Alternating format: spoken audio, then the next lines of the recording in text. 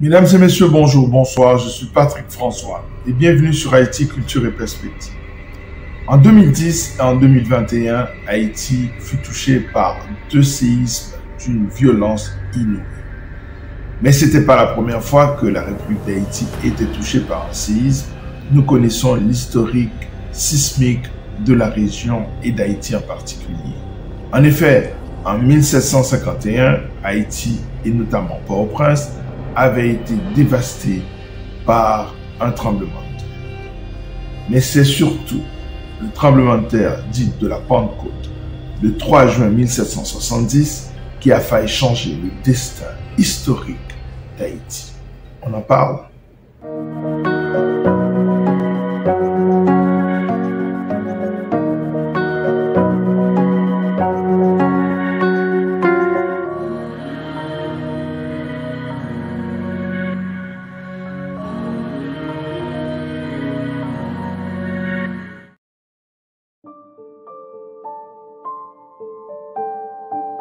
Il n'y a pas eu à Saint-Domingue, dans les années 1760, de faits majeurs, politiques, économiques et sociaux à proprement parler. On retient juste la venue de plusieurs milliers de ressortissants allemands et acadiens qui vont venir s'installer dans les régions du Môle Saint-Nicolas, de Bombardopolis et de Dondon. Nous sommes sous les gouvernances successives du comte d'Estaing et de Louis Constantin. C'est dans ce contexte que le malheur écologique va tomber sur la colonie de Saint-Domingue.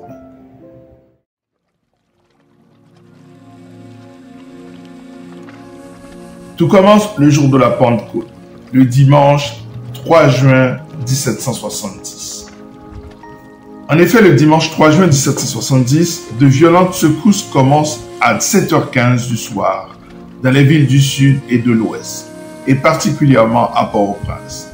Il s'agit là du début d'un puissant séisme de 4 longues minutes, d'une magnitude de 7,5 sur l'échelle de Richter, dont l'épicentre se trouve dans la ville de Léogane. La panique gagne le pays, les gens abandonnent leurs maisons, leurs galeries et se jettent dans les rues. Thomas Madou nous apprend que pendant toute la nuit, la terre fut flottante. La population domingoise est effrayée d'assister à un phénomène de liquéfaction importante du sol. En très peu de temps, les bâtiments de la colonie sont transformés en de véritables tas de ruines. C'est le cas entre autres du palais du gouverneur, du bureau de l'intendance, du conseil, des églises, des magasins à poudre, des casernes et des maisons de particuliers. Même les bâtiments qui avaient résisté au séisme de 1751 n'ont pas résisté à cette nouvelle poussée tectonique. La ville des Croix-des-Bouquets s'enfonce sous la mer. On enregistre plusieurs violentes secousses dans la journée du 3 juin 1770. On enregistre également un tsunami sur plus de 7 km et des phénomènes d'assèchement de la grande rivière de la plaine du cul-de-sac. Les montagnes de la Selle ont vomi des coulées d'eau sur la population qui est en partie emportée par ces flots enragés. Les secousses sont ressenties à plus de 150 km jusqu'au Cap-Haïtien. Certaines maisons se sont effondrées jusqu'en Jamaïque, en République dominicaine ou encore à Cuba. Le séisme fait plus de 300 morts à Saint-Domingue, des centaines de blessés, des milliers de déplacés et des milliers d'autres sans-abri.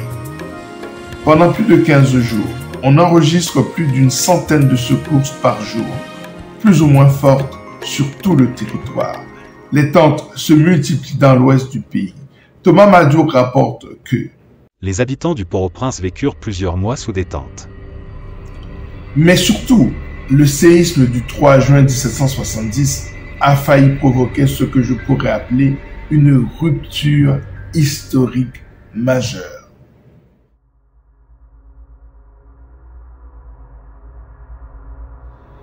En effet, Alexandre Pétion, futur chef d'État de la République d'Haïti, n'avait que 2 mois et 1 jour lors des faits. En effet, lorsque débute le séisme du 3 juin 1770, Alexandre Sabès, dit Alexandre Pétion, futur président de la République d'Haïti, n'est qu'un petit être fragile, car il n'a que 2 mois et 1 jour de naissance. En effet, il est né le 2 avril 1770 à Port-au-Prince, de Pascal Sabès, un père riche propriétaire français, et d'Ursula, une femme mulâtre libre, ce qui fait de Pétion un petit capteron. Les historiens tels que Thomas Madiou et Edgar Lasselve racontent les aventures du petit Alexandre. En effet, au moment des premières secousses, Ursula, la mère du petit Alexandre, prise de panique et de déraison, se jette seule dans les rues de Port-au-Prince, en oubliant sa progéniture dans son berceau. Thomas Madiou nous raconte la suite. Mais une femme noire, sa nourrice, se précipita dans la maison qui s'écroulait et la porta sain et sauf à sa mère. Bien sûr, Alexandre Pétion sera l'une des figures majeures de l'indépendance d'Haïti. Ainsi, le séisme du 3 juin 1770 a failli priver Haïti de cet atout majeur, ce leader qui va œuvrer pour l'indépendance de Saint-Domingue et la création de la République d'Haïti.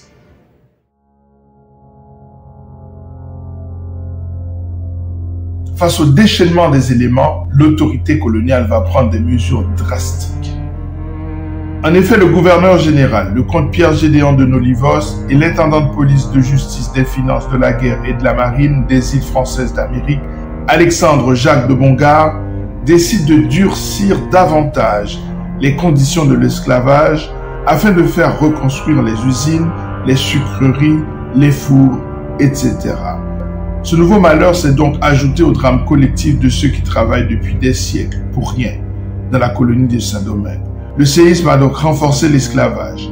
Grâce aux muscles des esclaves, les villes seront reconstruites relativement rapidement via l'établissement des structures en bois. Et par la magie et le génie maléfique de l'esclavage, bientôt, Saint-Domingue ne gardera plus aucune trace de ce violent séisme.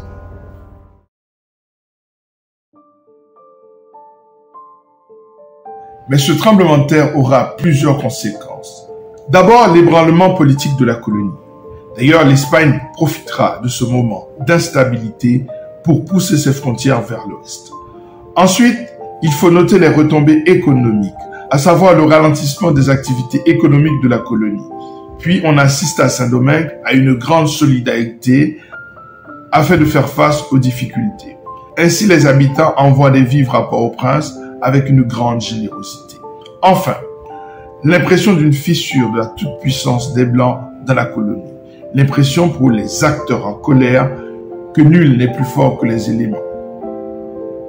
Ainsi, le séisme de 1770 va jouer son rôle majeur dans la structuration de la colonie de Saint-Domingue.